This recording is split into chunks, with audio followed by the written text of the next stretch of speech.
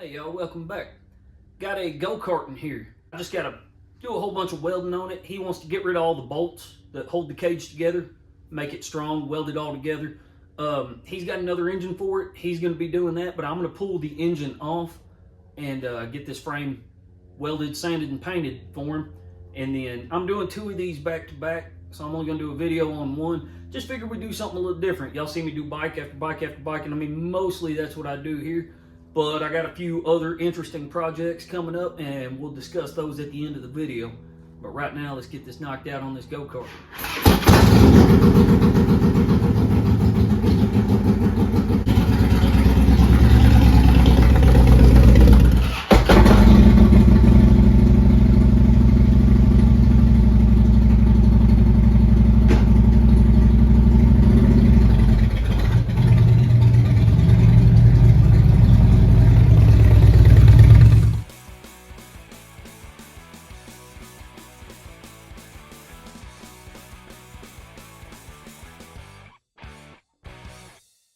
That's as far as I'm going to strip it down, because he's got a new engine for it. He's getting new shocks for it, and I believe he's going to do something with that seat.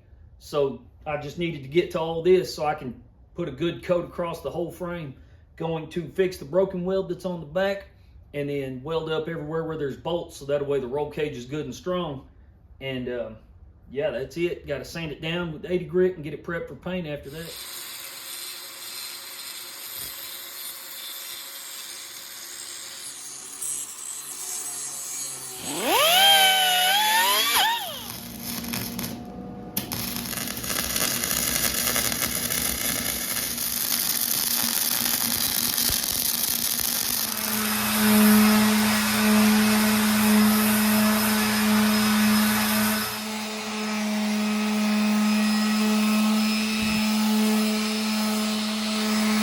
Now that the welds are done, grinded down, the frame is sanded, I have it all set up and ready to go everywhere except for spots like, say, I got to put it up on jack stands and take the wheels off, and I'll hit those spots whenever I'm ready to paint.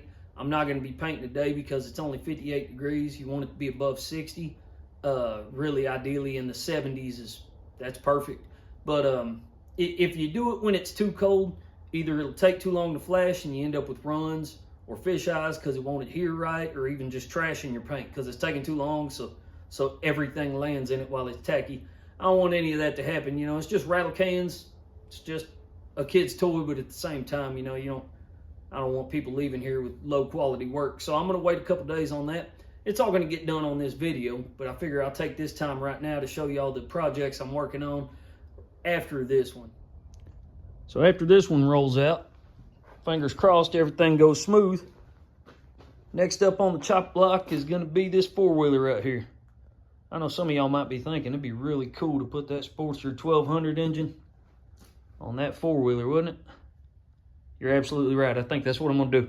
So, going to make a Sportster 1200 four-wheeler. I mean, I can't think of a better use for that, right? I could build a bobber, another chopper or something, but well, we've done that. We've seen that. That's not really that fun anymore, right? I mean, this has been done a handful of times, but I haven't done it. So, yeah, we're going to do that. I already got the chain conversion kit for it, so I can get that belt drive off of there. This chain is already on the right-hand side, so that works out perfectly. And really, once I get the top of it chopped off, I'll be able to see how well it lines up. But lengthwise, they're the same length. Height-wise is what's going to be the challenge. But, yeah, I'm not really worried about it. I think it's going to overall work out pretty well. And then, next should be this 84 square body. This is my new shop truck, so I can retire the old Ford over there. But my first truck ever was an 83. And so I wanted another long bed so I could haul stuff with it. You know, I know everybody likes the short beds. Nobody's really a fan of the long beds, but I think she's perfect. You can't close the gate with a bike in the bed on a short bed. You can with a long bed, so I'm going to lower it down. We'll discuss all the other changes later, but I got her running and drove it around a little bit the other day. And for the next one, probably run to Pal's house, see if he's home.